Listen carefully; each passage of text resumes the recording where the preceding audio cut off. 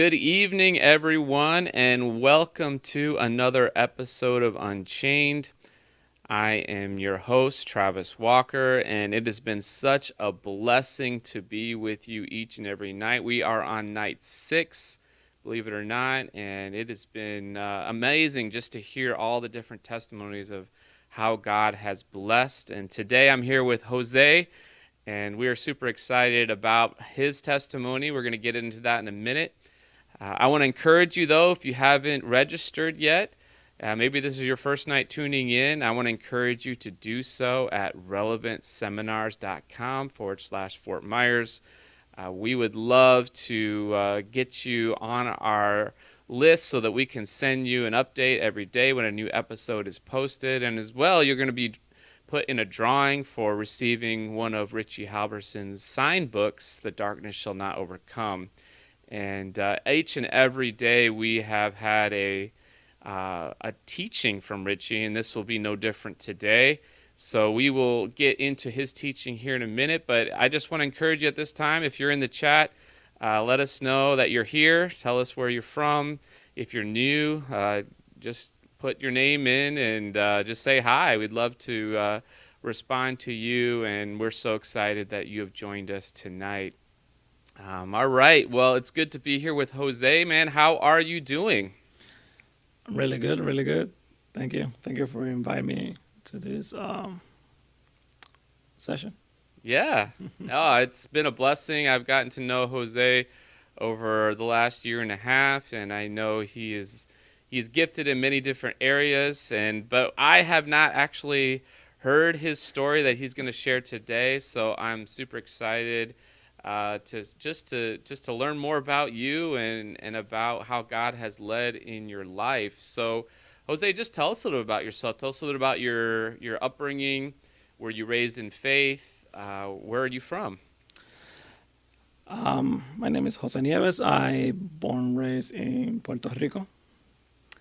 Lived there for 21 years. And then I moved here to Florida. I was born and raised with Seventh-day Adventist.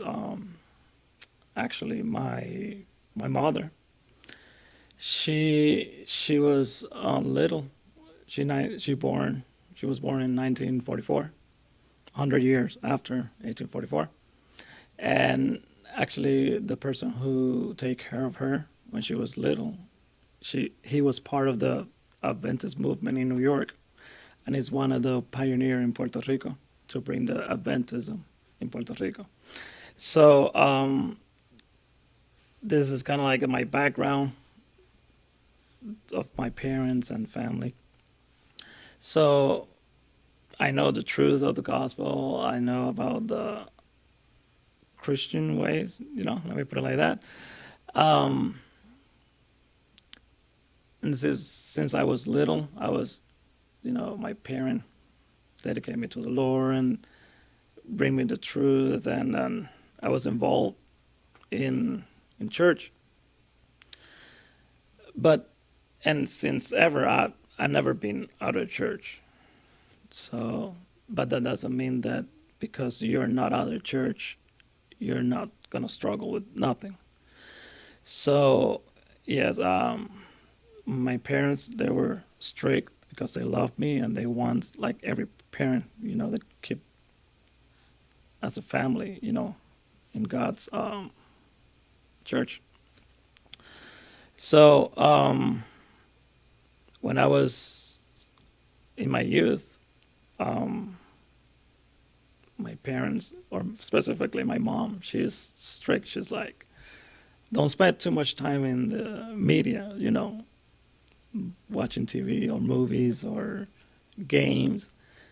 And sometimes we think that we know more than our parents, or like, it won't happen to me. I'm not going to fall in that. I know better. But if you think that you can do everything by yourself, you're gonna make a lot of mistakes, because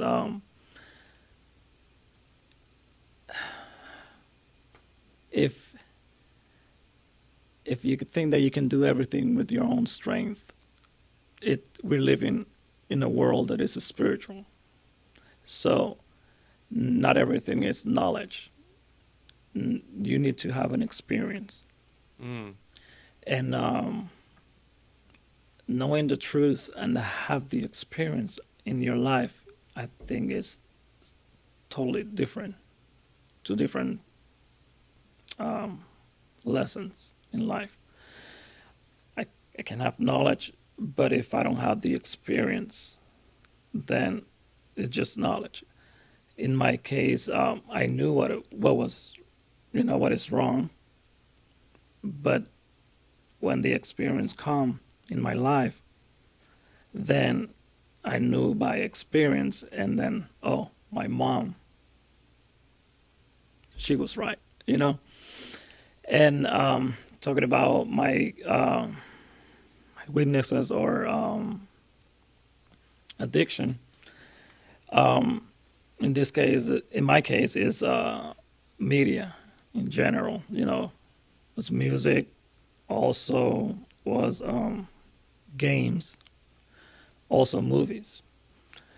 But everything come not at once. It's kind of like a chain. One addiction brings you to another one, and another one brings you another one. It's kind of like a chain.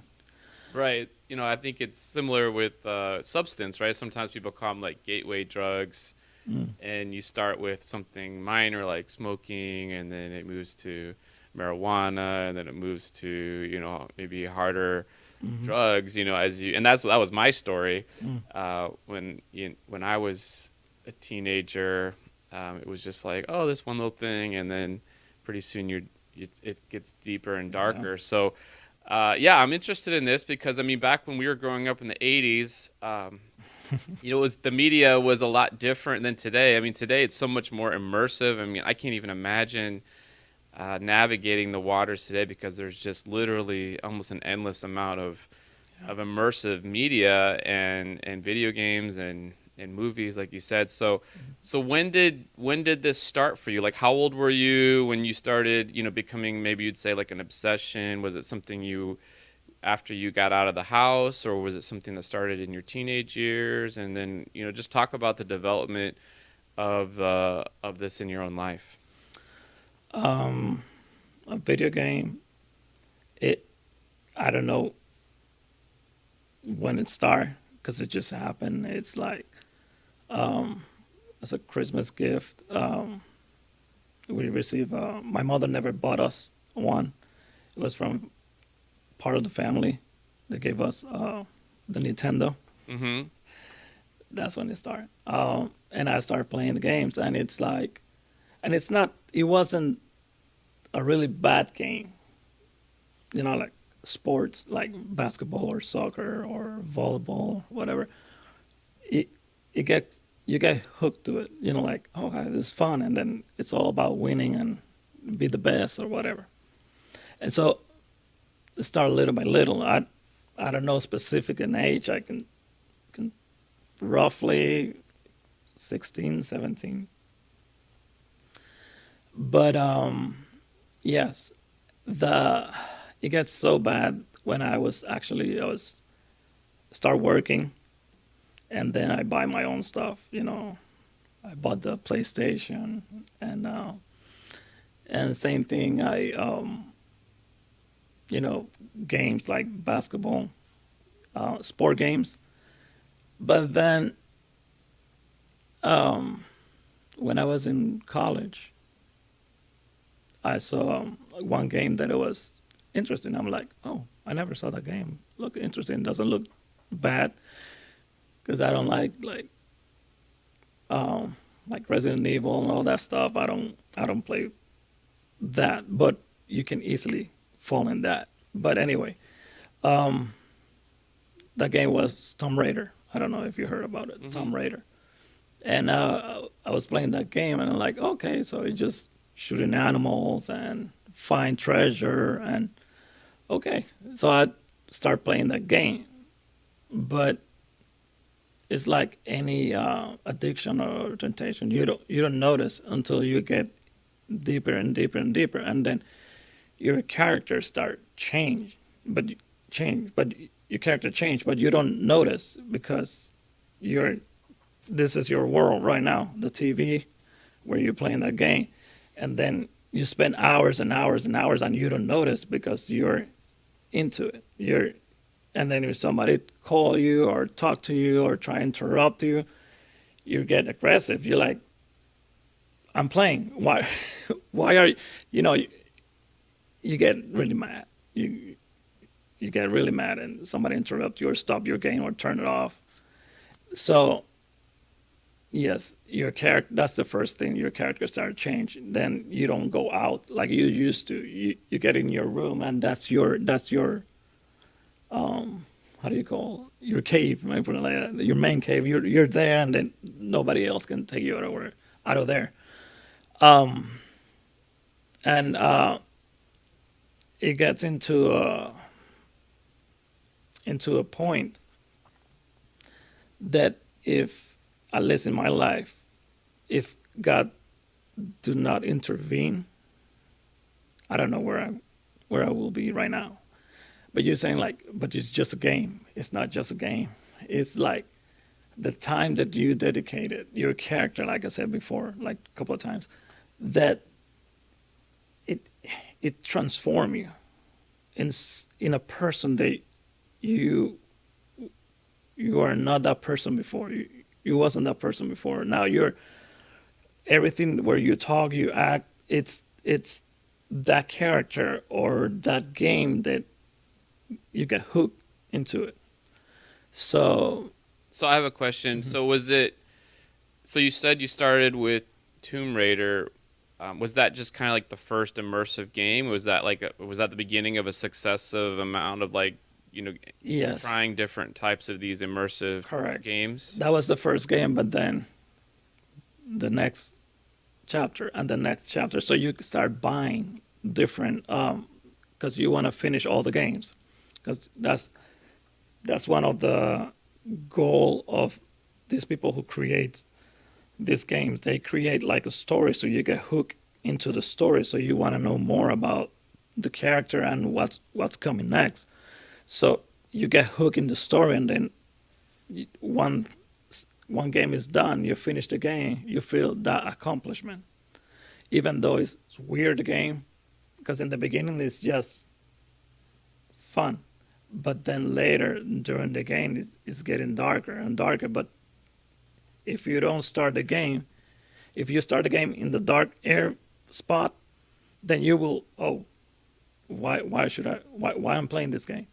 But they start like light and then get darker, darker and darker until the end. But you don't notice because they bring you to the story and you focus on the story, know what the message is bringing to your brain and how your character is. It's changing. It's like you're a different person, total different person. And the problem is that you bring this into actually your life, and then your thoughts, your the way you're thinking, the way that you acting, situation that happen. Same thing happened in films. The way that the films work is like, this is my personal opinion of what happened in my life. It's like depending on the kind of film that you watch is the character that you will, the way that you will react in real life. If you like action films or suspense films, or that's the way that you're gonna react in your life when something happen that requires action, kind of like an action. I'm sorry, your train of thought, your what you're thinking, is in the way that you've been fed. Like if I work in a Walmart and I see something suspicious, then according to what I saw in films, is the way that I'm gonna react or act. So I'm just gonna try find puzzles and try to, but it's just it's a film. It's not. I'm sorry. It's a film. It's not reality. So when you do when films is became part of you, your character according to what happened, you're gonna react. I don't know if I'm clear with that. If you like romance in the way of film, or if you like romance or romantic films or whatever, when you see a partner, you're gonna react according to what you're seeing because the film show you that the outcome is a happy moment because this person react this way. So it's kind of like films and media. It's kind of like programming us as a user to react, to become like what they want us to be. I don't know if I'm clear with. Yeah, no, it makes total sense. I mean, I've thought about this myself, and obviously, I've played video games. I've watched these films too, and I've kind of asked myself the same question, like, what is it about this that is so attractive? And I think, at least from a male perspective, I think since, and that you don't, I'll just speak for myself, and maybe you can agree or disagree with what I'm saying here, but it's kind of provides this like experience where like I think you mentioned it, where you feel like you're accomplishing something, where you feel like you're on an adventure, where you feel like this is providing meaning in your life, Mm-hmm. but it's all virtual, so you kind of adapt to that environment, and it provides that a pseudo kind of feeling of being alive and being purposeful and being useful, and yet when you turn the game off, it's not reality, Correct. and then the reality becomes kind of depressing, Exactly.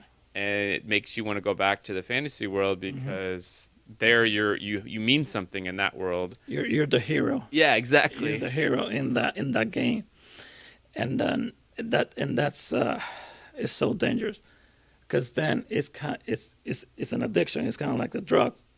You're in that high. When you're in that game, you're high.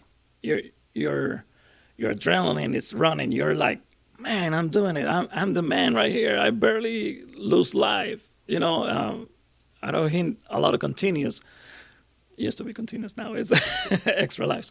But yes, you get that high, that you're pumped. You like your adrenaline is rushing. You're into it. When you're finished the game, the whole game, you feel like, man, I accomplished something. This is awesome. In my case, in my situation was I never finished a game before. Once I finished that game, it's like, man, I did this goal, and then you can put like like a trophy, and I finished, and you feel good, and then you get addicted to that. You're like, man, let's try the second episode. The second Tomb Raider, 2, 3, 4, and then you get hooked, and it's getting darker and darker and darker, and then you learn something, that you learn patterns, and sometimes that's good, but life is not pattern, even though it looks like patterns, but sometimes it's not. So you have to be careful because it will affect your lifestyle. I don't know. And it was, I'm just going to this point before I forget. Before I forgot this point, it was so bad. And I thank God because this experience that I had was the experience that God allows me to live. So I stopped doing it. And it was one day, it was a Sunday, that Sunday morning, my mom, she's the kind of the person that if you throw a pen, she's awake. She Wait, before you finish the go. story, how old were you at this time? That time, I think I was, yeah, 19, 19, Okay. 20-ish. No, 19. Yeah, 19 20. When I put it like, I don't remember. So, yes. So, I was involved in ministry. I was singing in a cappella group in Puerto Rico, and I was involved in that. But it's kind of like praising God, but at the same time, I was dividing myself between doing what is right, but also satisfying myself doing this other thing that I knew that was wrong. But since you're involved in, like, this is not as bad as my mom saying or whatever, because you are involved in it. You don't see. So in this experience, that Sunday, I was sleeping my in my house. The room where I was sleeping is in the center of the house. So there's I don't have any ventilation coming from outside or from any other house, any part of the house. I always keep my door open, and I was sleeping, and then I was between sleep and awake. So I was kind of like getting up, and then I saw that the door shut itself, and I was about to wake up. And when I was out trying to wake up, I felt like a hand, like it was huge, like grabbed me in the chest and nailed me down on the bed, and I couldn't move. I tried to wake and I tried to move, try to open my eyes, and I couldn't. I just saw kind of like a blur. Try to open my eye, but I couldn't. I tried to scream. I tried to do everything that I could to, because I don't know what was this, what was happening, and I was like trying by myself, and I start sweating, and then I heard a voice that pray, and I was like, and I calm, and I start praying and rebuking because I knew what was happening, and then I was praying, I was praying, I was praying, I was praying. It took me, I don't know how long it took me, but it took me a while. So I was praying, and then little by little, I felt that tension, that the hand over me getting out. And once I felt that out, I was like, it was a horrible experience, and I knew what it was. And then I, when I stand up on the bed, I start praying, giving thanks to God that He protected me from this demon force who was holding me.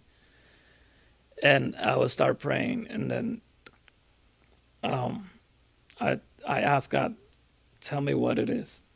I knew what it was, but I just want to confirm. And I was like, God, tell me what it is. What it's. I know that I offend you. I know that it's a demon that is trying to hurt me. I thank you for your protection. Tell me what it is. What I need to get rid of it from my room.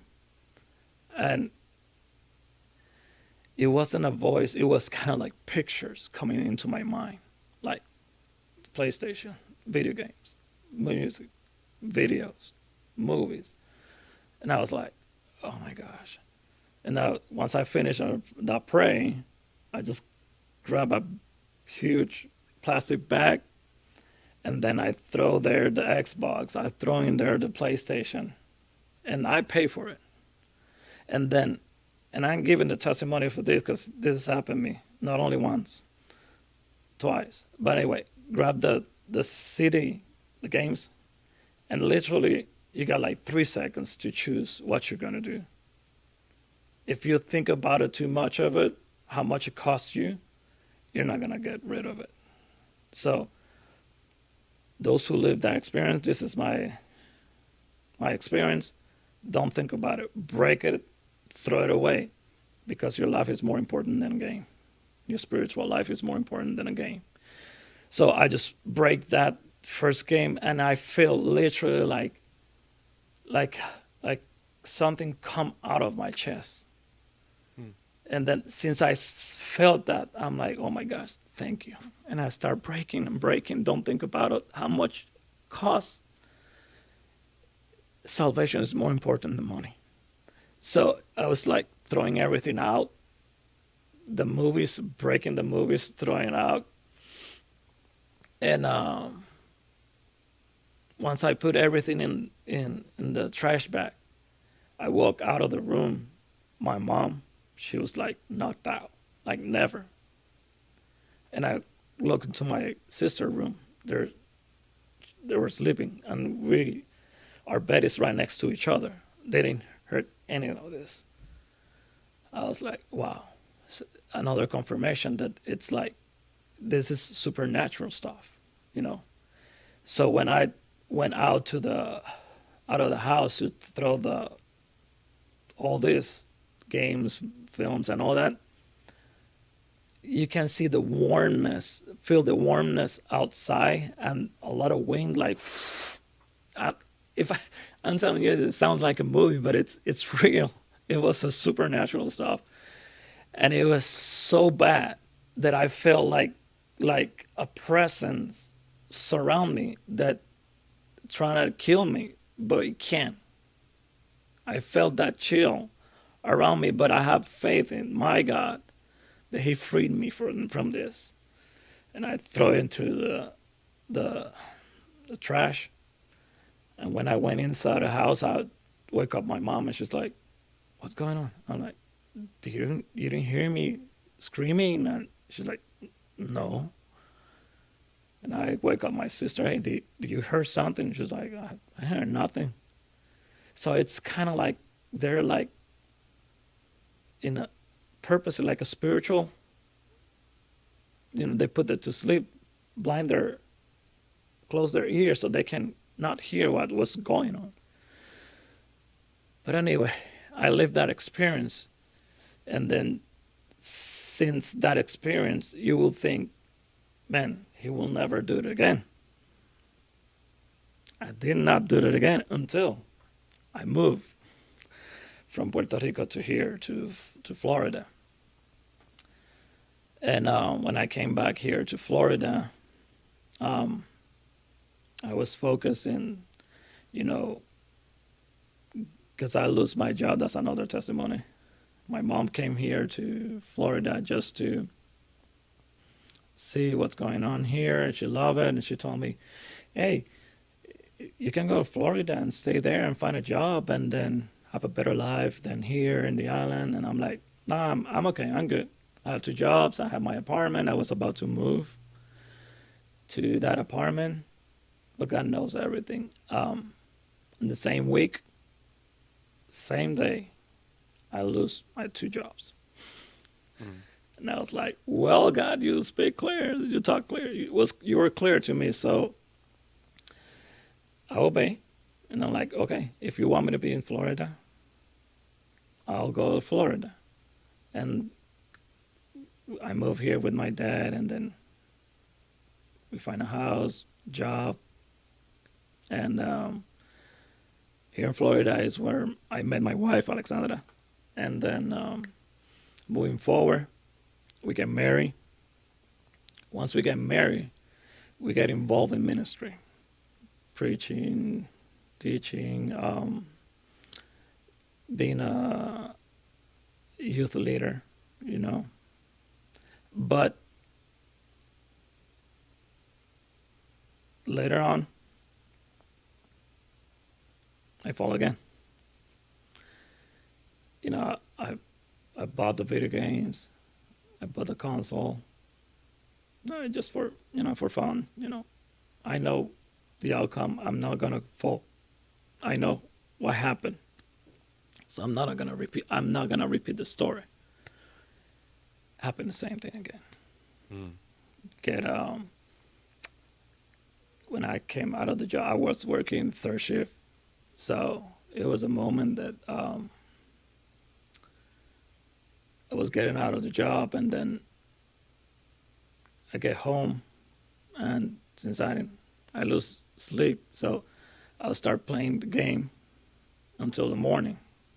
And my wife, she's like, "You've been playing game all night?" I'm like, "Yeah, but I don't.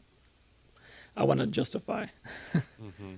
And I was again getting hooked again into the same trap of gaming. And this time I had the same experience again, but not alone, with my wife. She was like, because I know you can feel when the presence is coming into the room. Mm-hmm. So I was like, at least I can feel that. So I was like, Talking about that dark, oppressive dark presence, feeling, kind of like. yes. Yeah, you can feel like that cold presence is coming through. So I was like, before it grasped me, I was like, I hit my wife to wake her up. She's gonna be laughing, but it's true. I hit her, boom, pray, and then I get trapped, and she's like, pray what? And she touched me, and she felt that I was cold, like cold, and I couldn't move. I was so stiff. And then she started praying, and I was praying in my mind, but I can't pray it outside. And I was praying, and she was praying, praying, praying, praying, and it was hard. It was hard, and it's not happening one time. It would happen like 2 or 3 times. Actually, the first time when that happened, it was so bad that we couldn't stay in home. We had to left the apartment where we were living and go to Lydia's and Virgilia's house. We stayed with them the whole night. Then in the morning, we came back to our house and then cleaned the house because same thing was films and video games. So yeah, it was really bad. And then I praise God because I prayed to Him like, take this desire to keep doing this out of me. Um, Before all this, with the video games and movies happened to me, I have a addiction with music, secular music. And I I was hooked with that, and I prayed to God, and I'm like, God, I know that this is offending you. Take take this desire from me. I don't want to offend in you, because I'm preaching, I'm teaching, I'm praising you, but also doing stuff that it's against you. So I pray, and until today, still today, you can put you can do whatever, any kind of music, and it won't affect me, won't do anything to me. Don't bring my attention or move my feet, because he sealed that in me, that if I did this to you in the music, I can do that through video games, through music. I mean, through movies, through anything, any weakness in my character. I can't do this, but you have to allow me to do it. Wow. And this is, and I know that we all have temptation. We all have our addictions, but if, like Scripture said, and it makes sense, it says, submit yourself to God. You know, resist the devil. There's a battle. Okay, there's a spiritual battle that daily we have to submit ourselves to God sincerely, and let Him work in your life, and He will help you to overcome that weakness, that addiction.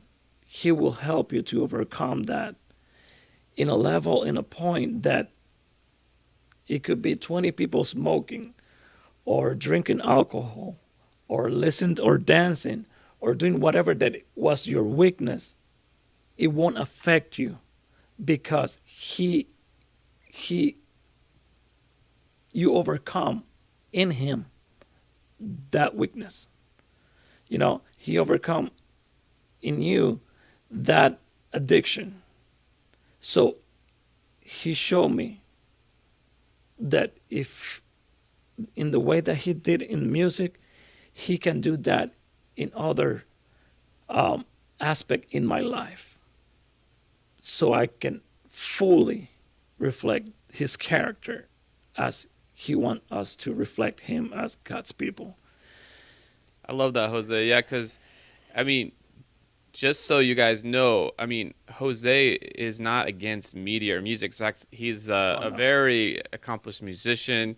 He has turned a lot of this energy toward good, and we could probably do a whole nother episode on just how this has turned around for him in terms of turning this energy for the negative side of media and turning it to the positive, just basically like what Right. we're doing right now. I mean, this is a Right. recording, so we're not saying, he's not saying that No. media in itself is bad, but it is amazing what God has done in your life, Jose. It's amazing to see how God has blessed your family with this gift of music and gift Hmm. of creating films.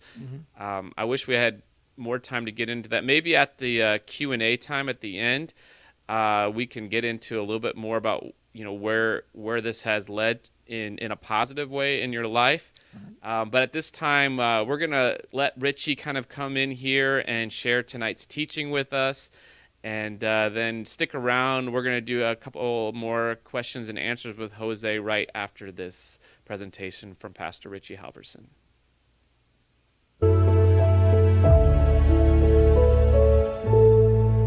Welcome to Unchained, Hope and Healing from Addiction.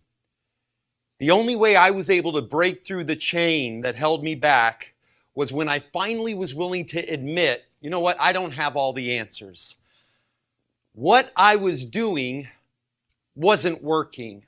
And so I had to start listening to other people who knew things that I didn't know.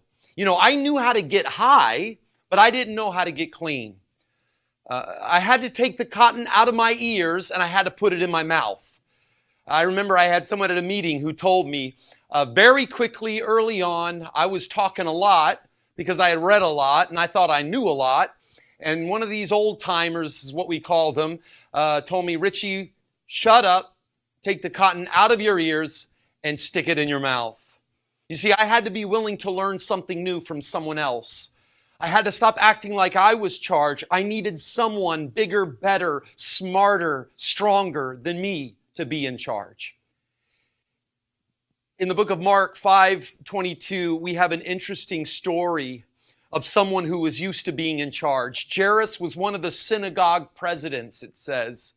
He was used to being the leader. He was used to doing all the talking. But if you want to live an unchained life, you have to be willing to let someone else be in charge. You've got to be willing to listen to someone else sometime. In Mark 5:23, Jairus comes up to Jesus. He says, my little daughter is at the point of death. Come, lay hands on her so that she may be made well and live. So check this out. Jairus is telling Jesus how to heal his daughter. But Jairus doesn't know how to heal people. Jairus doesn't know how to perform miracles. Just like I didn't know how to stay clean, Jairus doesn't know what he's talking about. So in Mark 5:22, when he saw Jesus, he fell at his feet. So he's kneeling. He seems to be kind of praying. He's open to the eye of giving up control. But the very next verse, he starts ordering Jesus around. Have you ever used prayer to try to order God around? Have you ever tried to tell someone else what they need to be doing in their life? In recovery, we say, don't give advice. Advice kills. We only share experience, strength, and hope. People don't need advice. They need to hear that you got through something, and they need to hear hope of how they can get through something. We got to be willing to listen to someone else. What does Jairus know about healing? What do you know about living unchained? Before Jesus can give Jairus what he's asking for, Jairus has to let go of the control and give it over to God. Now compare Jairus' request to this centurion who also is asking Jesus to heal someone. Luke 7:7 and 8. It says, I did not presume to come to you, but say the word, Jesus, and let my servant be healed. For I too am a man set under authority with soldiers under me, and I say to one, go, and they go, and to another, come, and they come, and to my servant, do this, and he does it. The centurion was a good leader because, you see, he knew how to be led. Before you can ever lead, you got to first learn how to be led. In spite of Jairus, Jesus still goes with him. Man, I am so glad in spite of some of the dumb things that I've said, I've had good friends who've still been willing to go with me. In spite of our problems, our big egos, in spite of the incessant fighting and debating, Jesus still goes. Instead of telling Jairus, Jesus is going to show Jairus. Some of us, we only learn by being shown. We can't take someone's word for it. We've got to experience the pain for ourselves. Mark 5:25, there was a woman who had a discharge of blood for 12 years. So here we have another character come into the scene. On the way to Jairus' house, something is getting in the way of Jairus' plan. Man, we hate it when things get in the way of our plans, don't we? But sometimes interruptions are interventions. Sometimes the thing that we think is getting in the way is actually the best possible thing that could happen for us. Man, I can see Jairus pushing Jesus with one hand, come on, Jesus, I got to get you going where I'm going, and he's batting people away with the other hand. Jesus is in a hurry, and it seems like Jesus is taking his time. I wonder, has God ever seemed to take his time in your life? Maybe he's trying to teach you something. Maybe he's trying to show you something. And so this woman in Mark 5:28, she says, if I can just touch his robe, I will be healed. The Greek word for healed means rescued. You see, God wants to rescue you from what's killing you. God wants to rescue you from whatever is draining you. In Mark 5:26, this woman had suffered much under many physicians. She had spent all she had and was no better. Rather, she grew worse. So think about it. She had tried all kinds of things. I know for me, man, I had tried all kinds of things to quit using opioids. I tried a lot of things to quit all kinds of addictions and to live an unchained life. This woman has tried all kinds of things, but instead of it getting better, it's only growing worse.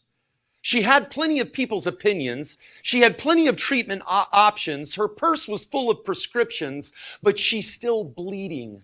She's still not enjoying life. Think of all the stuff this woman had to push through to get to Jesus. Man, she had to push through the people telling her it was all in her head. She had to push through all the people who said, you know what, once an addict, always an addict. She had to push through all the critics and the naysayers and the haters. She had to push past the internal voice that says, you're always going to be this way. You're a mess up. You will never live an unchained life. She had to push past the toxic voices in her life. If I can just reach out and touch him, I'll be healed. If I can just tap into something stronger than me. And so she comes up behind him. In the crowd, she touches his cloak, and immediately her bleeding stopped, and she felt in her body that she was freed from her suffering.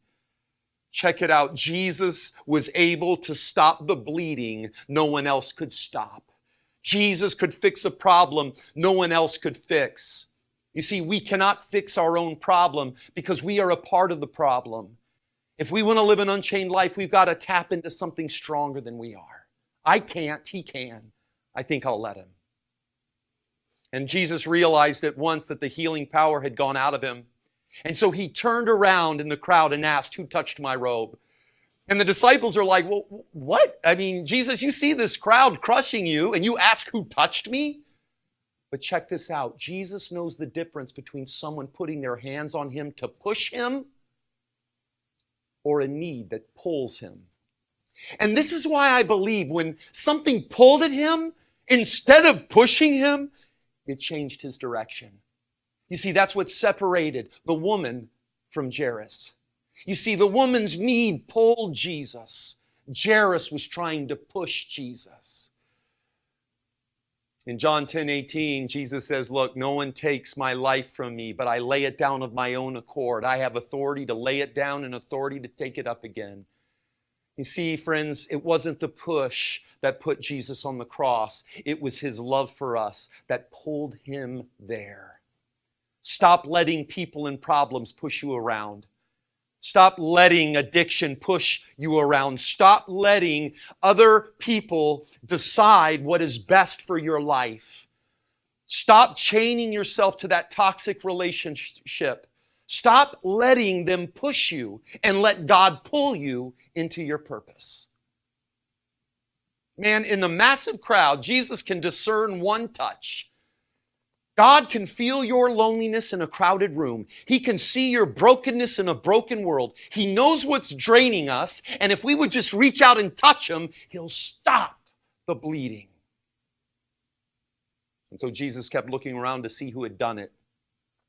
Meanwhile, I imagine Jairus just kind of looking at his watch. What are you doing, Jesus? Man, I've got something to do. I'm important. This woman had a bleeding problem, which meant, according to that custom, that Jewish custom, she would have been ceremonially unclean. She was unclean. She shouldn't touch Jesus. No doubt, Jairus, being a president of the synagogue, hey, you don't have time to mess with that unclean person. I'm important. The woman, knowing what had happened to her, came in fear and trembling, and she fell down before him and told him the whole truth. Check it out. It says the whole truth.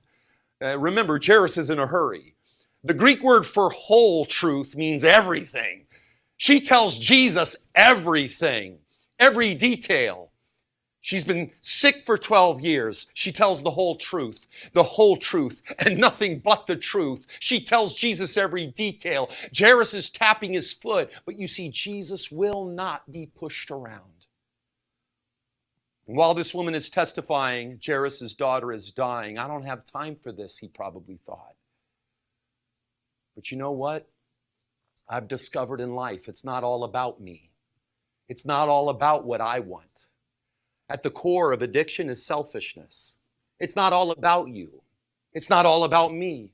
You know, sometimes we act like we're the only people with problems. Sometimes we act like we're the only ones that need help. You know, my sponsor once told me in recovery, he said, Richie, I know it may look like the sun rises and sets over your head, but you are not the center of the universe. You see, Jesus is going to deal with Jairus' problem, but he's going to deal with this woman's problem along the way. Jesus is on his way to deal with your problem, but one of the ways he's going to deal with your problem is by dealing with someone else's problem along the way, because your greatest problem is not what you think it is. Your greatest problem, my greatest problem, it's me. And nothing gets me out of me quicker than helping someone else. And we're going to talk about this more in session 9. But to God, no one is more important than anyone else. I don't care the person living up under the bridge or the person in the house with a 5-car garage. No one's more important than anyone else. No one's problems is more important than anyone else. The nameless, unclean Gentile woman is just as important to Jesus as the famous Jewish male leader. You know, too often, like Jairus, we want to tell God what He's going to do, how He's going to do it, and when He's going to do it.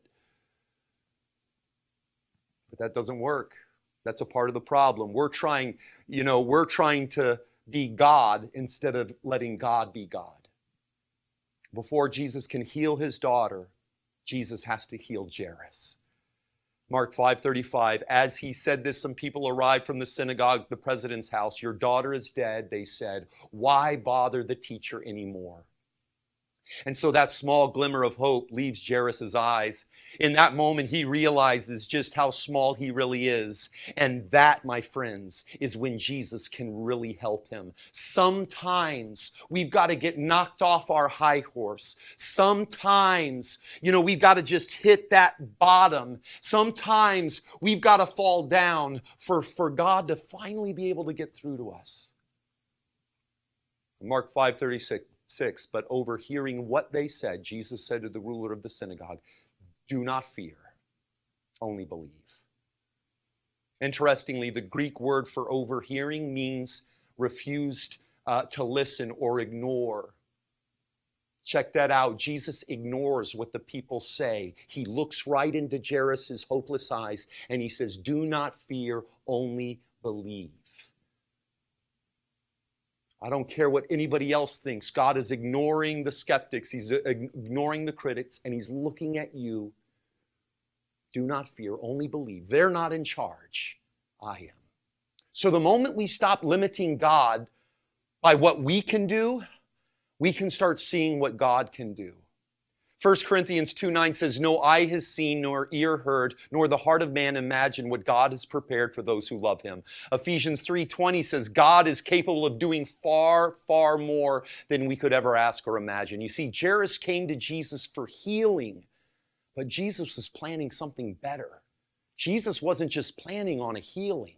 Jesus was planning a resurrection. Man, God's plans for us are always bigger than our plans for us. God's idea for an unchained life, living freely and abundantly, is always bigger. When my first year clean, my sponsor told me to write down all the things I wanted to see, all my plans and goals for living my first year clean. He says, Richie, write down everything that you want to see happen, and I promise you, God's going to blow your expectations to smithereens. Because to be honest, I just wanted to hold a job. I just wanted to get a job. I just didn't want to go away to prison. I started making that list. In a year, when I hit that year mark, man, not only did I have a job, I had my family back. I had my relationships were started flourishing again. I started serving in my community. I got so many more things. God's plans for you are always bigger than your plans for you. Mark 5:38, they came to the house of the ruler of the synagogue, and Jesus saw a commotion, people weeping and wailing loudly. And when he had entered, he said to them, why are you making a commotion and weeping? The child's not dead, but sleeping. And check it out, they laughed at him. Has anyone ever laughed at you? When the scoffers come between Jesus and his miracle, it says that he kicked them out. Whatever is coming between you and your miracle, let God kick it out. Verse 40 says, he put them all outside and took the child's father and mother and those who were with him and went in where the child was. In ancient Israel, they actually hired mourners, which means many of these people mourning weren't really upset. They were paid to be upset. And that's why they go from crying one moment to laughing the next. You know, there are people in your life who will go from patting you on the back one moment to stabbing you in the back the next moment. And look, I believe in being kind to everyone, but my inner circle is saved for those who want to see God do a miracle. My inner circle, the people that I'm going to spend the most time with, are going to be the people that want to see me succeed, that believe in me. It's time to kick all the fake, pretentious people out of your life because they are coming between you and your miracle. Jairus and his wife are totally overwhelmed by grief. They still can't believe that their little girl is gone. But then she encounters Christ and they find out that death is nothing more than a sleep when it comes to God. Mark 10:27 says, all things are possible with God. Where there is Jesus, there is always a way. Don't ask for a little help. You need more than a little help. All of us do. We don't need help. We need the hand of God to change us, to free us. Mark 5:41, taking her by the hand, he said to her, Talitha kum, which means, little girl, get up. Man, Jesus is saying the same thing to everyone who's watching right now. I don't know about you, but I'm ready to get up. Both the bleeding woman and the girl were ceremonially unclean. One was dead, one had a disease. Touch was forbidden, but Jesus reaches out and touches them both. Because you see, until you have an encounter with something stronger than you, then you'll never have that fuller, freer life. The girl lived for 12 years. Think about that. The woman suffered for 12 years. So the beginning of suffering and the beginning of life happened at the same time. When the woman's suffering started, it was the beginning of life for the girl. You see, friends, Christ's suffering was the beginning of our new life. Because he went into the tomb, you and I can come out of the tomb. In order to stop our bleeding, God was willing to come in the flesh and bleed. You want to know what a real leader looks like? You want to know someone you can really trust with your life?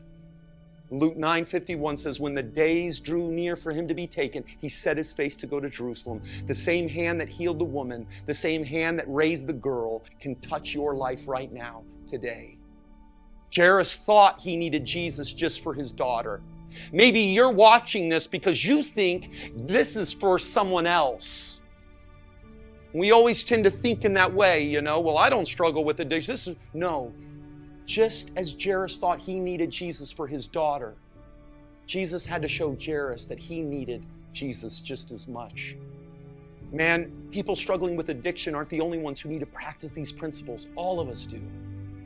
You see, Jairus' daughter was not the only one who came back to life that day. So did Jairus. Let God lead your life. Let God be in charge. Stop acting like you know everything. Let someone who knows what they're doing help you, guide you. Stop shortchanging living an unchained life. Allow that chain of ego and pride and self-obsession and control get broken by the breakthrough of humility today. I don't have to control everything. I don't have to have all the answers anymore. The day I started listening and learning is the day I started living an unchained life. God wants the same thing for you right now.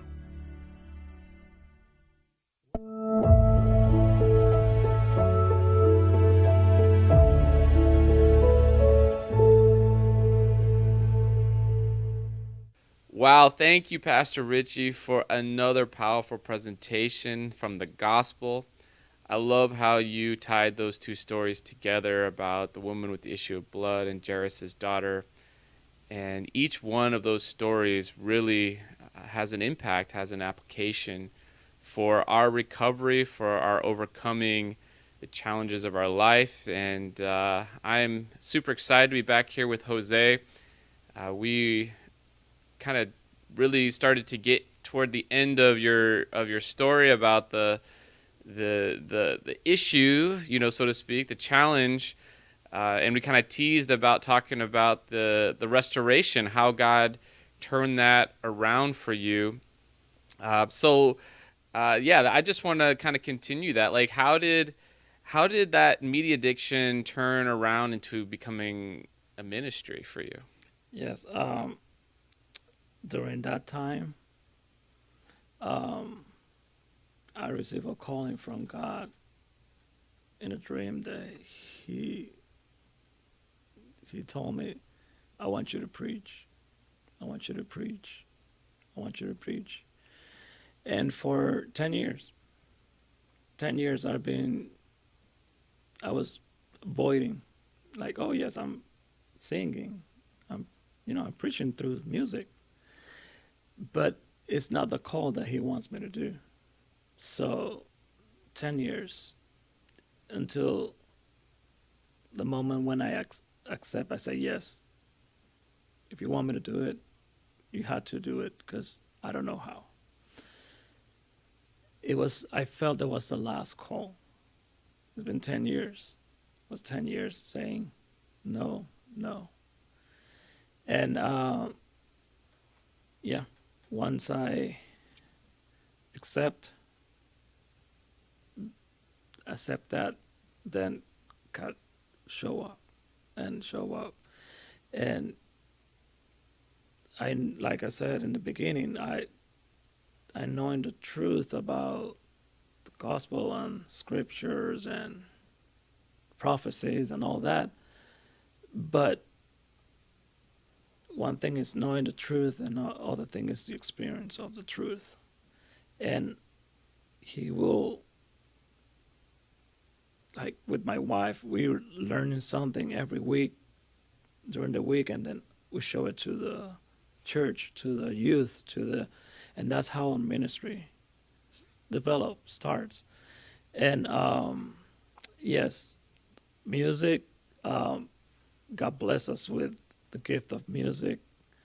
When God helps you to overcome, He replaced that with something better, something good. Love that, yeah. And then with the music, He replaced that with that gift that He gave us with the music, to worship Him, to give Him the glory to Him.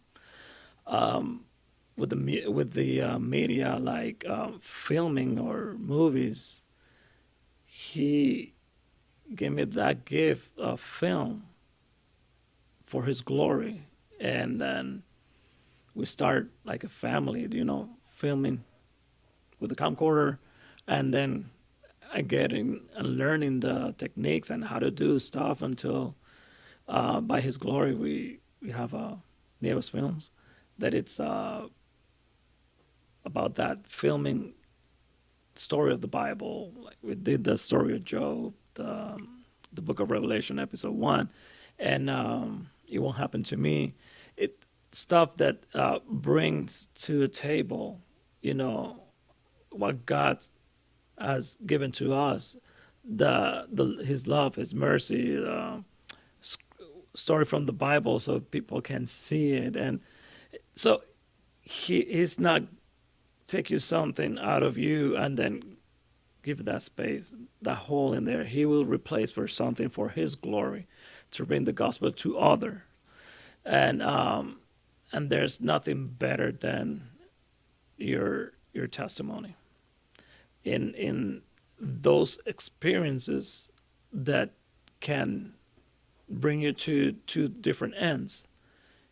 Could threaten you, and you going in the corner and don't say anything and keep it to yourself, or that encounter that I have turn to God and bring you to a testimony to those who probably live the same thing, have the same experience, but they don't know what's going on. So they know, oh my gosh, I lived that experience. That happened to me. So it's not something in my mind. It's something real. And use that experience to help others so they don't fall in the same place that you fell. And through media, yes, media, it could be used for good or for evil. But as God's people, we can turn, from evil to good and help others. This is how we're here. The reason why we're here is to gain people to the kingdom, God's kingdom, and bring into the light of our testimony, our experiences, so they can relate and see that if God saved him, He can do that to me or with me also. I love that. I think that's exactly what we find throughout the scripture, just God's willingness to turn our weakness into a strength. And it reminds me of a text from 2 Corinthians chapter 12, verses 8 through 10. Of course, Paul was pleading with this thorn in his flesh. And I think a lot of times, our addictions, our obsessions are kind of like that. They're weaknesses. They're things that the devil has a hold of us in. And it could be like a physical thorn, but there's these spiritual thorns that kind of have us hooked.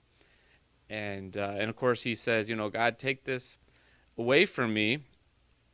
And 3 times, and then God says, look, that hook is a way to keep you humble, to remind you that you need me. And when you recognize your need for me, then amazing things happen. He says this, my grace is sufficient for you. My strength is made perfect in weakness. And then Paul goes on to say, wow, therefore most gladly I'd rather boast in my infirmities, that the power of Christ may rest upon me. Therefore I take pleasure in infirmities and reproaches and needs and persecutions and distresses for Christ's sake. For when I'm weak, then I am strong. And I think that's how this can turn around. Even in these stories that Richie was telling us, it was the moment of weakness that his strength was able to be performed on their behalf. And so, Jose, I just want to thank you so much for coming in today. I just want to keep going, but we're kind of out of time here. But just before I let you go, can you tell people how they could find your media? I mean, you mentioned Nieves Films, but maybe you said it so fast people didn't catch it. So just say it one more time so people can, or just how they could find it if they're interested in seeing how God has turned this around and maybe even view some of your work. Yes. we're in Amazon Prime. Um, if you in the search you put Nieves, Niev as a Victor, Es films, it will show you the 3 films that we have there. And yeah, this is how we start. So now the other problem is now I have the equipment. I don't have the time now. So but God will provide the time. And as a church, we have a film ministry here that we are going to start. We're writing. We're doing something good for the in our church, for my church ministry, film ministry. So if you're interested, you can be part of it also. Yeah. Yes. Yeah. Yeah, and just kind of maybe kind of close out and like speak to someone right now, just maybe that's in the middle of that battle, whether with media, the dark side of media, so to speak. Yeah. And just kind of give them, a little bit of hope. What would you say to them right now if they're in that battle?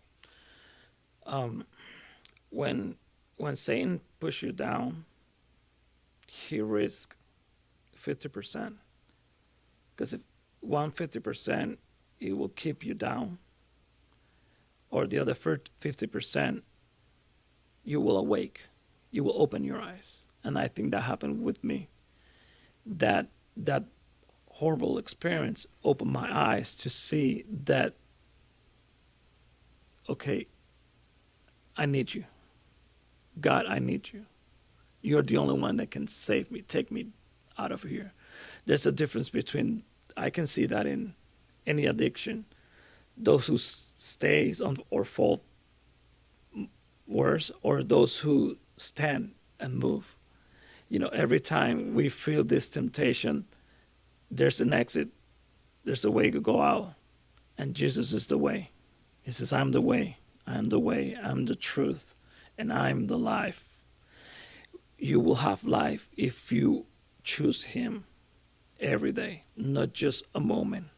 Every day in your life, you have to choose him so you can overcome and move closer to him and to his character. Amen. Thank you, Jose. And thank you, everyone, for joining us for another episode of Unchained. We want to let you know wherever you are welcome here at Fort Myers Seventh-day Adventist Church. We are right here in the heart of Fort Myers, right off I-75. And you can look us up on Google. We have services here every Saturday at 11.